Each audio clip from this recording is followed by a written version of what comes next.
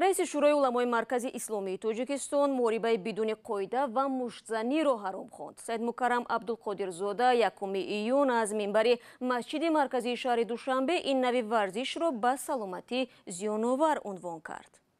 Agar mablag'ni faqat soat megzarman, vaqt megzarmanki az in guzarondagi vaqt na intishobi aql na ruhu ravon va na jismi jon darun quvvat megirad un harom ast.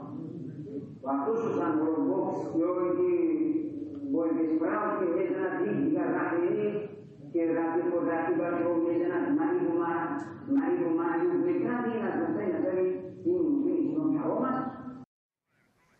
مفتی توجیک از جمله گفت همه بازی هایی که در عوض مبلغ باشند ریبا و حرام است. اظهارات مفتی توجیکستان در حالی است که سال گذشته کمیته کار با جوانان و ورزش توجیکستان درباره قطع نمودن برخی از نوعهای ورزش فرمان صادر کرده بود.